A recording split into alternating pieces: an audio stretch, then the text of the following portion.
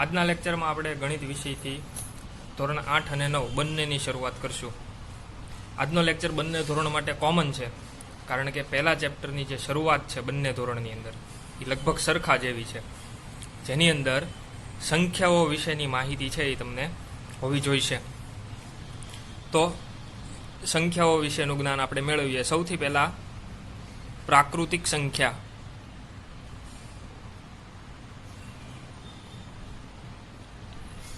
પ્રાકૃતિક એટલે ઇંગ્લિશમાં કહેવાય નેચરલ, બરોબર. પ્રાકૃતિક સંખ્યાની અંદર 1, 2, 3, 4, 5 આવી બધી સંખ્યાઓનો સમાવેશ થાય, બરોબર. પ્રાકૃતિક એટલે તમે આ સંખ્યાને એવી રીતના યાદ રાખી શકો કે પ્રકૃતિની અંદર જોવા મળતી. હવે જુઓ, તમે ક્યાંક બહાર ફરવા ગયા હો, ક્યાંક તમે વસ્તુઓને દર્શાવવી હોય તો તમે આ રીતના દર્શાવો કે ભાઈ સામે 5 વૃક્ષ છે કે સામે 2 સ્કૂટર છે, બરોબર. આવી બધી પ્રાકૃતિક સંખ્યા થાય. કોઈ દિવસ 2.5 સ્કૂટર કે 3.5 વૃક્ષ એવું ન જોવા મળે, બરોબર. એટલે પૂર્ણ આખી સંખ્યાઓ હોય અને એ હંમેશા પ્લસ હોય, એ બધી સંખ્યાને પ્રાકૃતિક સંખ્યાઓ કહેવાય, બરોબર. તો આ સંખ્યાઓનો પહેલો ગણ થયો પ્રાકૃતિક સંખ્યા, જેની અંદર આ બધી સંખ્યાઓનો સમાવેશ થશે. બીજું છે પૂર્ણ સંખ્યા, જેને W વડે દર્શાવવામાં આવે છે. વોલ નંબર ઇંગ્લિશમાં કહેવાય, એટલા માટે W. પ્રાકૃતિક સંખ્યાઓ જે હતી એ દરેકે દરેક પૂર્ણ સંખ્યામાં આવશે. એ ઉપરાંત એક આંકડો આની અંદર વધશે અને એ છે 0, બરોબર. તો 0, 1, 2, 3, 4, 5 એમ અનંત સુધીની બધી જ સંખ્યાઓને પૂર્ણ સંખ્યા કહેવાય. ત્રીજા ક્રમ ઉપર આવે છે પૂર્ણાંક સંખ્યા, જેને Z વડે દર્શાવવામાં આવે છે. જે પ્રાકૃતિક સંખ્યાઓ હતી દરેકે દરેક પૂર્ણ સંખ્યાની અંદર સમાવેશ થયો. પૂર્ણ સંખ્યા દરેકે દરેકનો પૂર્ણાંક સંખ્યામાં સમાવેશ થશે. એટલે કે 0, 1, 2, 3, 4, 5 આ બધી તો ખરી જ તે. એ ઉપરાંત બીજી વધારાની કઈ આમાં એડ થશે પૂર્ણાંક સંખ્યામાં? તો કે -1, -2, -3 એમ અનંત સુધીની, બરોબર. જો ધીમે ધીમે સંખ્યાઓ છે એ ઉમેરાતી જાય છે. આ 3માંથી એક પણ ગણમાં પોઈન્ટવાળી સંખ્યાઓ, એટલે કે 2.5, 3.5, -4.5 એવી એક પણ પોઈન્ટવાળી સંખ્યાનો આમાં સમાવેશ થશે નહીં.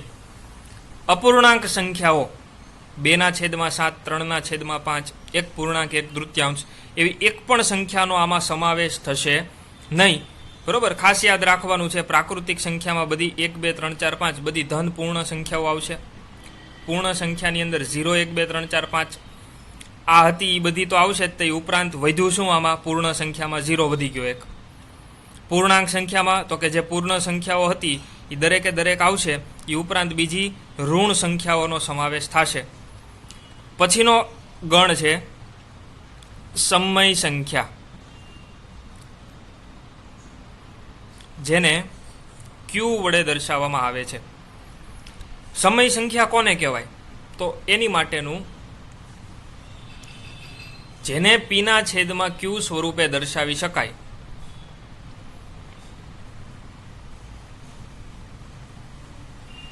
જેને P/Q સ્વરૂપ મતલબ કે અંશ છેદ એટલે કે અપૂર્ણાંક સ્વરૂપે જે સંખ્યાને દર્શાવી શકાતી હોય એ દરેકને સમય સંખ્યા કહેવાય. તો આપણે થોડાક ઉદાહરણ જોઈએ સમય સંખ્યાના. આ ઉપરની બધી સંખ્યાઓથી શરૂઆત કરીએ. આમાંથી કોઈ એક સંખ્યા લઈએ, માની લ્યો 4. તો 4ને તમે 4/1 આ રીતના દર્શાવી શકો. આ એનું અંશ અને છેદવાળું P અને Q સ્વરૂપ થયું, બરોબર. તો 4/1 એટલે કે 4 એ સમય સંખ્યા છે. બીજું ઉદાહરણ લઈએ, -3. તો એને પણ તમે -3/1 એટલે કે P/Q સ્વરૂપે દર્શાવી શકો છો. એટલા માટે -3ને પણ સમય સંખ્યા કહેવાય. 3.5 અગાઉના ધોરણમાં તમે શીખી ગયા છો કે પોઈન્ટ પછી એક આંકડો હોય તો છેદમાં તમે 10 લખી અને પોઈન્ટ દૂર કરી શકો. એટલે 3.5 મતલબ થાય 35/10. તો આ સંખ્યાને પણ તમે પીના છેદમાં ક્યુ સ્વરૂપે લખી, પીના છેદમાં ક્યુ સ્વરૂપે લખી શકાય છે એટલા માટે એને કેવી સંખ્યા કહેવામાં આવે? સમય સંખ્યા કહેવામાં આવે. બરોબર. પછી 7/5 તો આ પણ પીના છેદમાં ક્યુ સ્વરૂપ જ થયું. આમાં કોઈ ફેરફાર કરવાની જરૂર નથી, આ પીના છેદમાં ક્યુ સ્વરૂપ જ છે. તો આને પણ સમય સંખ્યા કહેવામાં આવે. તો અહીંયા તમે જોશો બધી જ પ્રાકૃતિક સંખ્યા, બધી જ પૂર્ણ સંખ્યા, બધી જ પૂર્ણાંક સંખ્યા એને આ પ્રકારે પીના છેદમાં ક્યુ સ્વરૂપે લખી શકાય. મતલબ કે આ બધી જ સંખ્યાને તમે સમય સંખ્યા કહી શકો. બરોબર. પછી હવે જો આ પ્રાકૃતિક સંખ્યા, પૂર્ણ સંખ્યા અને પૂર્ણાંક સંખ્યા આ ત્રણે ત્રણમાં પોઈન્ટવાળી સંખ્યા આવતી નહોતી. સમય સંખ્યાની અંદર હવે પોઈન્ટવાળી સંખ્યા પણ આવશે. બરોબર. જેમ તમે જો ઉપરથી જોતા જાઓ, અહીંયા 1 2 3 4 5 હતી પ્રાકૃતિક સંખ્યાઓ. જેવા પૂર્ણ સંખ્યામાં આવ્યા એવી 1 2 3 4 5 તો હતી જ, તે ઉપરાંત બીજું કયું વધ્યું? 0. દરેક ગણમાં કાંઈક ને કાંઈક સંખ્યાઓ વધતી જાય છે. આની કરતાં આમાં એક 0નો ઉમેરો થયો. પૂર્ણ સંખ્યા કરતાં પૂર્ણાંક સંખ્યામાં કેનો ઉમેરો થયો? તો કે બધી ઋણ સંખ્યાઓનો, -1 -2 -3. બરોબર, પણ પોઈન્ટવાળી નહીં.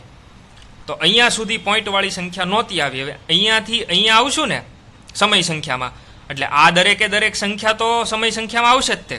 એ ઉપરાંત બીજી કઈ આવશે? તો કે પોઈન્ટવાળી અને અપૂર્ણાંક સંખ્યાઓ. બરોબર, મતલબ કે દશાંશ સંખ્યા, અપૂર્ણાંક સંખ્યા એ બધાનો સમય સંખ્યામાં સમાવેશ થશે. બરોબર. તો આ થઈ સમય સંખ્યા. હવે સમય સંખ્યા કોને ન કહેવાય? તો એની માટે વર્ગમૂળ 3, વર્ગમૂળ 2, બરોબર, આ બધી સંખ્યા અસમય સંખ્યા છે. વર્ગમૂળ 2, વર્ગમૂળ 3 આ દરેકે દરેક અસમય સંખ્યાઓ છે. બરોબર. હવે જુઓ એ કઈ રીતના ખબર પડે કે સમય સંખ્યા કઈ અને અસમય કઈ? તો સમય માટે મેં તમને કીધું જેને પીના છેદમાં ક્યુ સ્વરૂપે લખી શકાય એ સમય. બરોબર. 4 -3 3.5 7/5 આ બધાના પીના છેદમાં ક્યુ સ્વરૂપ મળે છે એટલે એ સમય છે. તો અસમય સંખ્યા કઈ રીતના ઓળખશો? તો એની માટે અસમય સંખ્યાનો તમે જવાબ લાવો અને એમાં આંકડાઓ વર્ગમૂળ 2નો તમે કેલ્ક્યુલેટરમાં ગણતરી કરીને જવાબ લાવશો તો આનો જવાબ મળશે 1.4142 એમ ઘણા બધા આંકડા આવશે. કેલ્ક્યુલેટરનું ખાનામાં 12 આંકડા સમાઈ શકે એટલે તમને 12 જ બતાવશે. પણ હકીકતમાં આનો જવાબ અનંત સુધીના આંકડાઓ હોય અને એ બધા આંકડા ગમે એવા આડાવડા હોય. 4 1 4 2 5 7 2 3 4 5 એવા ગમે એવા આડાવડા આંકડા હોય છે. તો જે સંખ્યાનો જવાબ પોઈન્ટ પછી આડાઅવળા આંકડા અનંત સુધીના હોય એને અસમય સંખ્યા કહેવાય. એમ વર્ગમૂળ 3નો જવાબ લઈએ ને તો 1.73 એમ આડાઅવળા આંકડા અનંત સુધીના ઘણા બધા આંકડાઓ આવ્યા જ કરશે તો એને પણ અસમય સંખ્યા કહેવાય. પણ જો તમે 1/3નો જવાબ લાવો ને તો એ જવાબ આવશે 0.3333 અનંત સુધી ઘણા બધા તગડાઓ આવશે. તો આમાં પોઈન્ટ પછીના આંકડા અનંત સુધી આવે છે પણ કોઈ ચોક્કસ સંખ્યા કે તગડો જ તે. આ તગડા પછી શું આવશે તો તમે કહી શકશો કે 3. આની પછી શું આવશે તો કે 3. એમ આમાં તમે નહીં કહી શકો કે આ બગડા પછી શું આવશે. બરોબર. એટલે અનંત સુધી હોય અને આડી અવળી સંખ્યા હોય તો અસમય. અનંત સુધી હોય પણ કોઈક નિશ્ચિત સંખ્યા જ હોય તો એને કહેવામાં આવશે સમય. કારણ કે આવી અનંત સુધીની નિશ્ચિત સંખ્યાઓ જો હોય ને તો એને તમે પીના છેદમાં ક્યુ સ્વરૂપે લખી શકો. જો આ 0.3333 અનંત સુધી છે તો એનું પીના છેદમાં ક્યુ સ્વરૂપ થયું 1/3 અને 1/3 આ સંખ્યાનું પીના છેદમાં ક્યુ સ્વરૂપ મળ્યું. પીના છેદમાં ક્યુ સ્વરૂપ મળે એને કેવી સંખ્યા કહેવાય? સમય. એટલે આને કહેવાશે સમય. બરોબર. પોઈન્ટ પછીના આંકડા અનંત સુધીના હોય પણ જો આડાઅવળા હોય તો અસમય. જો નિશ્ચિત કોઈક આંકડો હોય તો સમય. જો તમને આવું પૂછવામાં આવે 5.1717 અનંત સુધી તો આમાં તમે શું જવાબ કહેશો કે આ સમય છે કે અસમય? બરોબર. આની પછી કયો આંકડો આવશે? જો આંકડા અનંત સુધી આવવાના પણ આની પછી શું આવશે તો કે 17. બરોબર. કોઈ નિશ્ચિત સંખ્યા જ રિપીટ થાય છે. 17 17 17, તો કોઈ નિશ્ચિત આંકડાઓ જ રિપીટ થયા કરતા હોય તો એને સમય કહેવાય. બરોબર, કોઈ નિશ્ચિત સંખ્યા ન હોય, આડું અવળું રિપીટ થતું હોય તો એને કેવી સંખ્યા કહેવાય? અસમય કહેવામાં આવે. બરોબર, જો આવું ઉદાહરણ આપ્યું હોય 3.57132 અનંત સુધી, તો આમાં તમને કોઈ ફિક્સ પેટર્ન નહીં જોવા મળે, કોઈ ફિક્સ 2 આંકડા કે 3 આંકડા કે કોઈ એક આંકડો રિપીટ થતો હોય એવું જોવા નહીં મળે, તો આને કહેવામાં આવે અસમય સંખ્યાઓ. બરોબર, વર્ગમૂળ 2, વર્ગમૂળ 3 આ બધાના જવાબ આવા પોઈન્ટ પછી અનંત સુધી આંકડા મળશે અને આડાવડા, એટલા માટે એ અસમય છે. વર્ગમૂળ 4 નો તમે જવાબ જો ગોતો, જો વર્ગમૂળ 2 અસમય છે, વર્ગમૂળ 3 અસમય છે, વર્ગમૂળ 4 કેવી સંખ્યા કહેવાય? તો કે 4 નું વર્ગમૂળ શક્ય છે. બરોબર, 4 નું વર્ગમૂળ કેટલું થાય? 2. આ બધું આગળના ધોરણમાં શીખી ગયા છો, વર્ગમૂળ કાઢતા તમને આવડવું જોવે. 4 નું વર્ગમૂળ થશે 2, તો આ 2 ને તમે પીના છેદમાં ક્યુ સ્વરૂપે લખી શકો છો. એટલે વર્ગમૂળ 4 વળી પાછી કેવી સંખ્યા છે? સમય સંખ્યા છે. બરોબર, વર્ગમૂળ 2 અસમય, વર્ગમૂળ 3 અસમય, વર્ગમૂળ 4 નું વર્ગમૂળ શક્ય છે એટલે એ સમય. પછી વર્ગમૂળ 5 અસમય, વર્ગમૂળ 6 અસમય, વર્ગમૂળ 7 અસમય, વર્ગમૂળ 8 અસમય. પણ વર્ગમૂળ 9 કેવી સંખ્યા કહેવાય? 9 નું વર્ગમૂળ કેટલું થાય? તો કે 3. બરોબર, એને તમે પીના છેદમાં ક્યુ સ્વરૂપે લખી શકો, એટલે વર્ગમૂળ 9 પાછી કેવી સંખ્યા કહેવાય? સમય સંખ્યા કહેવાય. બરોબર, તો હવે તમને ફરક સમજાઈ ગયો કે સમય સંખ્યા કોને કહેવાય, અસમય કોને કહેવાય. ફરીથી, સમય સંખ્યા એટલે જેને પીના છેદમાં ક્યુ સ્વરૂપે લખી શકાય એવી. તો પીના છેદમાં ક્યુ સ્વરૂપે 4 ને લખી શકાય, -3 ને લખી શકાય, મતલબ કે આ બધી જ સંખ્યાને પીના છેદમાં ક્યુ સ્વરૂપે લખી શકાય. 5 પછી 6 7 8 અનંત સુધી, -4 -5 -6 અનંત સુધી આ બધી સંખ્યાઓને પીના છેદમાં ક્યુ સ્વરૂપે લખી શકાશે. પોઈન્ટવાળી બધી સંખ્યાને પીના છેદમાં ક્યુ સ્વરૂપે લખી શકાશે. 7/5 એ પોતે જ પીના છેદમાં ક્યુ સ્વરૂપ છે, એટલે બધી પોઈન્ટવાળી, બધી અપૂર્ણાંક, બધી પૂર્ણાંક સંખ્યા આ બધી જ સમય સંખ્યા કહેવાય. જો પોઈન્ટ પછી અનંત સુધી આંકડા આવતો એવી સંખ્યા આપી હોય તો જો કોઈ ફિક્સ આંકડા રિપીટ થતા હોય તો સમય. આમાં 17 17 17 રિપીટ થાય છે એટલે સમય. પણ જો અનંત સુધી આડાવડા આંકડા હોય તો એ અસમય. બરોબર, આ સમય અને અસમય સંખ્યા ઓળખવાનો ભેદ. વર્ગમૂળ વાળી સંખ્યામાં વર્ગમૂળ 2, વર્ગમૂળ 3 અસમય છે, પાછા વર્ગમૂળ 4 સમય કહેવાય, કેમ કે 4 નું વર્ગમૂળ 2 થાય. વર્ગમૂળ 5, વર્ગમૂળ 6, વર્ગમૂળ 7, વર્ગમૂળ 8 આ બધું અસમય છે. પાછા વર્ગમૂળ 9 સમય, કેમ કે 9 નું વર્ગમૂળ થશે 3. બરોબર, વર્ગમૂળ 9 પછી વર્ગમૂળ 10, વર્ગમૂળ 11, વર્ગમૂળ 12, વર્ગમૂળ 13, વર્ગમૂળ 14, વર્ગમૂળ 15, વર્ગમૂળ 15 સુધીની સંખ્યા અસમય. પાછા વર્ગમૂળ 16 છે એ સમય સંખ્યામાં આવશે, કેમ કે 16 નું વર્ગમૂળ કાઢો તો કેટલું થાય? 4. વર્ગમૂળ કઈ રીતના નીકળે? જે સંખ્યાનો એની ને એની સાથે ગુણાકાર કરીએ, જેમ કે 2 નો 2 સાથે ગુણાકાર કરીએ તો 2 દુ 4, તો 4 નું વર્ગમૂળ 2. 3 નો 3 સાથે ગુણાકાર કરીએ તો 3 તેરી 9, તો 9 નું વર્ગમૂળ કહેવાય 3. 4 નો 4 સાથે ગુણાકાર કરો ચોકે ચોકે 16, તો 16 નું વર્ગમૂળ 4. એમ આ 10 7 8 એમાં તમને એવા આંકડા નહીં મળે કે જેનો એની જ સંખ્યા સાથે ગુણાકાર કરીએ તો જવાબ આવે. જેમ કે 16 નો જવાબ લાવવો હોય તો 4 ગુણ્યા 4, 9 નો જવાબ લાવવો હોય તો 3 ગુણ્યા 3, 4 નો જવાબ લાવવો હોય તો 2 ગુણ્યા 2. એટલે આ બધા સંખ્યા એવી છે કે જેમાં તમને વર્ગમૂળ મળે છે.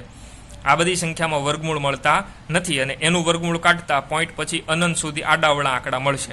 એટલે એ અસમય સંખ્યા છે કે જેને પીના છેદમાં ક્યુ સ્વરૂપે આ બધી જ સંખ્યાને લખી શકાતી નથી. બરોબર, તો સમય સંખ્યાનો ગણ થયો જેને ક્યુ વડે દર્શાવવામાં આવે છે. પછી છે અસમય સંખ્યા, તો આ બધી જ અસમય સંખ્યાઓ છે. અને સૌથી છેલ્લે વાસ્તવિક સંખ્યા, જેને આર વડે દર્શાવવામાં આવે છે. સૌથી પહેલા આપણે પ્રાકૃતિક સંખ્યા જોઈ, પૂર્ણ સંખ્યા જોઈ, પૂર્ણાંક સંખ્યા જોઈ, સમય સંખ્યા જોઈ. હવે વાસ્તવિક સંખ્યા. વાસ્તવિક સંખ્યા એટલે બધી સંખ્યા, એમાં બધી સમય સંખ્યા આવી જાય અને બધી અસમય સંખ્યા પણ આવી જાય. આ સમય સંખ્યાઓ જે હતી ને કે જેને પીના છેદમાં ક્યુ સ્વરૂપે દર્શાવી શકાતી ઈ પણ આવે, અને જેને નહોતી દર્શાવી શકાતી ઈ પણ આવે. એટલે કે સમય અને અસમય બધી જ ભેગી થાય એટલે વાસ્તવિક સંખ્યા બને, અને એને આર વડે દર્શાવવામાં આવે છે. બરોબર, તો અહીંયા સુધીઓ સંખ્યાઓ થઈ. આ બધી જ સંખ્યા ઉદાહરણ સહિત એક વખત લખવાની છે. બરોબર, લેક્ચર જેવો તમે જોઈ લ્યો એ પછી હું કોઈ પણ વિદ્યાર્થીને ફોન કરીને પૂછીશ બરોબર, આમાંથી હું પ્રશ્ન પૂછીશ એ તમને આવડવા જોવે. બરોબર, ખાસ પ્રાકૃતિક સંખ્યા એને કોના વડે દર્શાવાય, પૂર્ણ સંખ્યા એને કોના વડે દર્શાવાય, પ્રાકૃતિક સંખ્યામાં કયા કયા આંકડા આવે, પૂર્ણ સંખ્યામાં કયા કયા આંકડા આવે, પૂર્ણાંક સંખ્યામાં કયા આંકડા આવે. બરોબર, સમય સંખ્યા, અસમય સંખ્યા, વાસ્તવિક સંખ્યા, આ બધી જ સંખ્યાઓ બને તો 2 વખત વિડીયો જોઈ લેજો એટલે બધું મગજમાં ફિટ બેસી જાય. બરોબર, યાદ રહી જાય, કેમ કે આ ઘણું બધું કામનું છે. બરોબર, આ ગણિતનો પાયો કહેવાય. તમને સંખ્યાઓનું આ પ્રકારનું વર્ગીકરણ આવડવું જોઈશે.